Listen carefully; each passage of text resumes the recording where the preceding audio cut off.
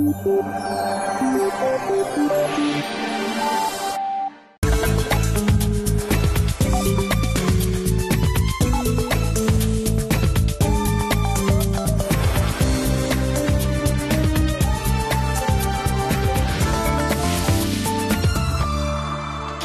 and a very warm welcome to Talking Germany, the show where we do just that. And my guest today is a special person, a very special person who has, as you will see, a very special relationship to language. And she is the novelist and poet Kathrin Schmidt.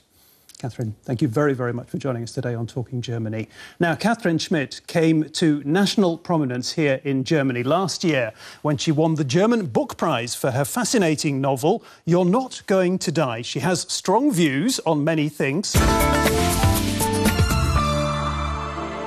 How much do you enjoy being a writer, Kathrin Schmidt? Ob ich das genieße, ich kann das gar nicht so genau sagen. I can't really say whether I enjoy it or not. You're never really sure whether you enjoy your own profession. But it's a very privileged one, because you can choose your times and topics and everything yourself. So to that extent, I do enjoy it. Insofern genieße ich es. Are you a born writer? Ich weiß es nicht so genau. Vielleicht I don't really know. Maybe something like that would fit because I'd never actually wanted to be a writer. I studied something else and had a different profession. But ever since I learned to write, I was always writing. So I really felt it was my life.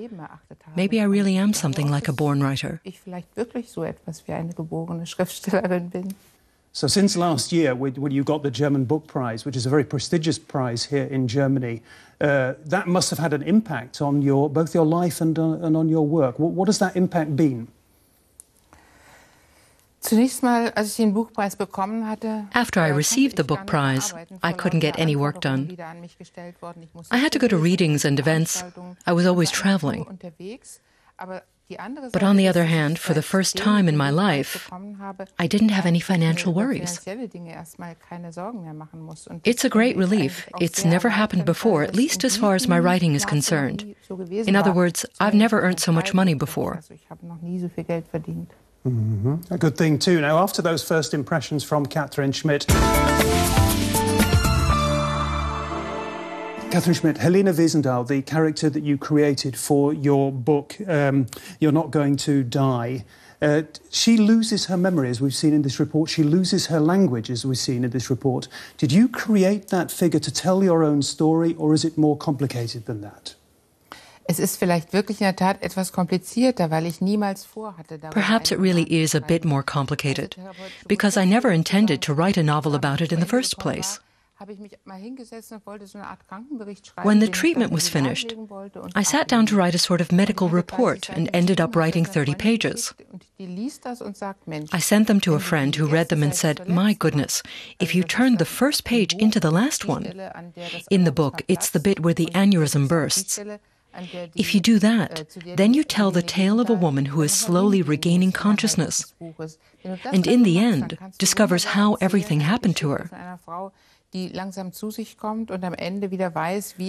I saw her point, so I tried to weave a novel out of these first 30 pages. I've got the feeling that it is really a very powerful metaphor for us all, your book, because it is very difficult for us to reconstruct the past and to construct a personality. That's very much what it's about as well, isn't it? That could well be, but writers are seldom able to discuss their imagery because it isn't intentional. It hardly crosses my mind when I'm writing. But when someone later points it out to me, I have to say, well, you can read it that way too. But you're not really conscious of the process when you're writing. If you were, then a book probably wouldn't have the same effect or turn out as well. I want to ask you about one thing that interests me as well about the book it is very much a book about women and men, I think. And I have a quote here, women and men don't go together, you say. as far as I understand. Das ist kein Spruch von mir, das ist ein Spruch, den mein Mann immer gebraucht hat. It's not one of my sayings. It's one of my husband's. I simply took it over. But I think today's bipolar split between the sexes, men here, women there, just doesn't work that way. I think there are crossover points between the sexes in their psychological and even their physical makeups. Perhaps you can visualize it as a bipolar division with two distinct poles, male and female, and crossing points between them. I felt it was important to address this issue in the novel. I'm not sure that I understood precisely what you're saying. Do you really mean that women and men don't fit together? If I just looked at some of the ways this bipolar division manifests itself, then certainly not. But they're not the rule, and I'd say that, on the contrary, my husband and I are very well suited. Is that enough for you?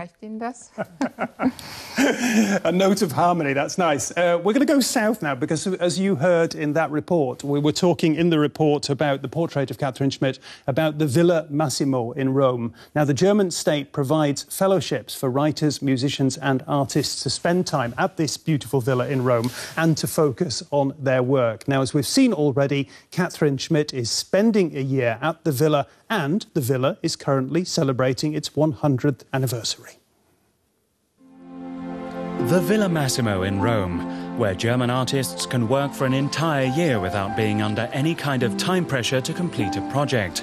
They're given free board and lodging and €2,500 a month. The Italian capital, the Eternal City, is a source of inspiration to this day.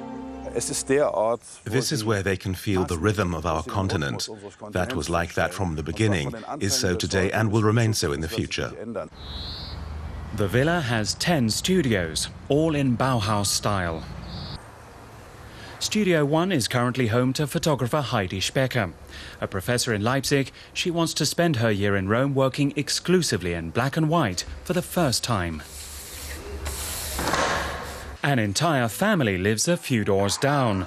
Berlin architects Frauke Gerstenberg and Jan Liesergang with their daughters. They were chosen for a stipend from countless applicants.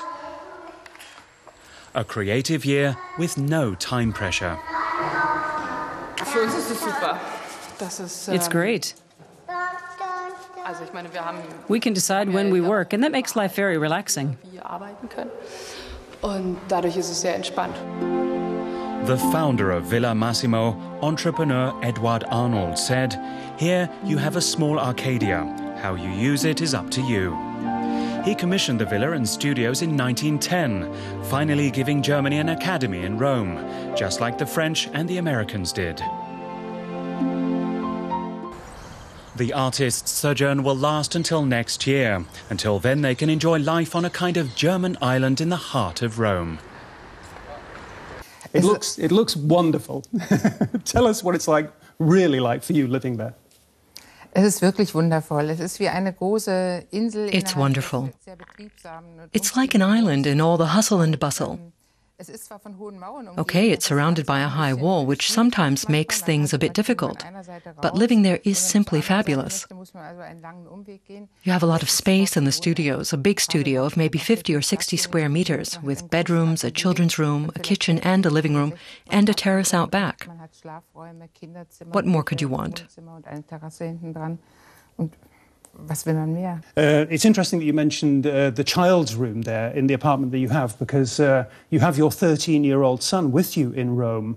And that, for me, poses the question, is writing for you something that you can simply put aside when your son comes home? Is it just a job like any other? Das ist es vielleicht wirklich geworden. Ich schreibe ja nun schon sehr viele Jahre. It's probably become that way. I've been writing for a long time, and I've been a mother for 31 years, so I've gotten used to it. When I'm writing, then I write. And when the children are there, then I stop. I also used to write when they were at kindergarten or at school. And then when they came home, I did something with them, or got on with the women's work in the house.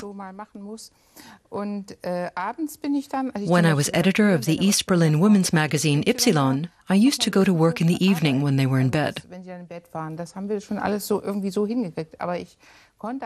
In fact, I could easily put my writing to one side or stop it completely, because it continued on in my head. So I never said, now I have to carry on or else I'll lose it. Mm-hmm. You're a very disciplined person, I have the feeling. Very focused. I've become one. Ja, kann man so sagen. Mm-hmm. After your illness, has your ability to focus on the task at hand, has that changed? Ich habe keinerlei Einschränkungen an Konzentration und I didn't suffer any lapses of concentration or attention, unlike losing my ability to speak, for example, or my memory. I believe the fact that I could concentrate just as long and just as hard and work on things right from the very start did a lot to save me. That was a real stroke of luck, I have to say, a real blessing in disguise. Das war wirklich ein Glücksfall, muss man sagen, Glück im Unglück. Is your book going to be, You're Not Going to Die, going to be translated into English? That's a very interesting question, I think, for many of our viewers who will be listening today. Es gibt eine englische Probeübersetzung des ersten Kapitels. The first chapter has been translated into English and one or two publishers expressed interest. However, they pulled out because they thought the book wouldn't sell well in Britain. So at present there's no one, but talks are ongoing. Es gibt aber Verhandlungen. Okay. Mm-hmm. Kathrin Schmidt, at the beginning of the show, I said that the number of single parents is on the rise, and I described that rise as alarming. Is that a fair statement? Alarming? Wenn Sie mich das vielleicht vor 20 Jahren gefragt hätten, dann hätte ich gesagt, if you'd asked me about that 20 years ago, then maybe I would have said it was absolutely nothing to get alarmed about. Rather a sign of female emancipation, that they could now afford to have children on their own. In the meantime, and also because of the increasing ghettoization of this social group in Marzahn-Hellersdorf and Hohenschönhausen, poverty and single parenthood are mutually dependent, and it's very hard to break out of that vicious circle. Anyone bringing a child up alone is really already poor, at least they tend to be. And I do find that alarming. So in this sense, I also find your statement completely valid. You spoke about the situation in East Berlin, in eastern Germany, and I've got the figures here that the number of single parents in the west of the country, in the former West Germany, is 17%. It's 10% higher in eastern Germany. How do you explain that difference? Ich denke, dass es eine andere Tradition hat. In Ostdeutschland waren I think it comes from another tradition. There were a lot of single mothers in East Germany. Mothers who brought up children alone there gave their daughters the impression that it was somehow manageable. And I think that we also have some influence on what things are like today. Dann denke ich, das wird einen gewissen Einfluss auch darauf haben, wie das heute ist. While you're talking about the situation in East Germany, I'd just like to ask you, you had a career, we saw in the report earlier, a short career as a politician, and certainly you were among the people from East Germany who were very sceptical about a united Germany. Have you overcome that scepticism? Ich weiß gar nicht, ob das wirklich Skeptizismus gegenüber der Tatsache war. I really don't know whether it was skepticism about the fact that there would be a big united Germany again. Back then, because of the status quo between East and West, we couldn't imagine that East Germany would cease to exist. It was exactly the same in the West. They couldn't believe that East Germany would disappear at some point either. The whole thing took maybe a year or a year and a half at the most, then it was all over.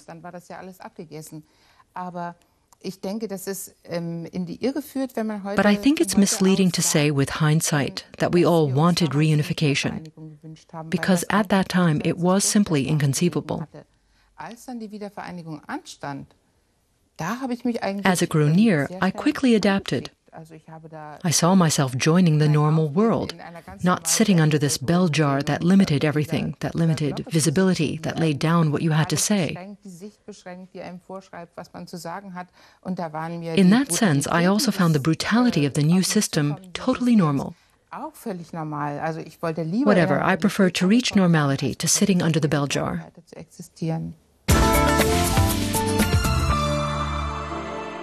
So, Kathrin Schmidt, you lived in a Plattenbau block in Hellersdorf back in the 80s, which, as we've just heard, was viewed as very much a privilege. Is that how it felt at the time? Well, I personally didn't see it as a privilege. But we were living in very cramped quarters in a nurse's hostel with 3 children in 2 12-square-meter rooms and no kitchen or bathroom. Someone told us we might get a flat in Berlin if we got married. We thought long and hard about that, because I'd personally never wanted to get married. But then we got married anyway and got a flat 6-9 months later. So you see, we still had to stay in the hostel for a long time, until we were given a flat in Hellersdorf. While you're talking about politics there, I'd just like to ask you once again about East German politics. In your book, You're Not Going to Die, you talk about East Germany as a state of control, as a Kontrollstaat. What did you mean exactly with that? Looking at it today, I'd say it was a state that was very much defined by mediocrity, where anything that stood out from the norm in any way at all was suspect and closely scrutinized and immediately cut down. As you always say about little mushrooms, when they show themselves, they get cut down. That was what it was like in East Germany. You couldn't develop without outside interference. Everything was very closely monitored. The strictest control process concerned travel, for example, something that would nowadays seem impossible. Unmöglich aus heutiger Sicht. We're losing the time a little bit, and we're going to move on to our Talking Germany quiz that we normally finish the show with. And I'm going to ask you quick questions. You give me a quick answer. Erste Frage, Gedichte oder Romane? Prose or poetry? Poetry. Aha. Now I've gone and spoken English. No problem. Das Schreiben an sich, Wonne oder Tortur? Writing, joy or torture? Beides. Both. Beides. Both. Kathrin Schmidt, if you've enjoyed her company as much as I have, then do come back next week. Until then, tschüss.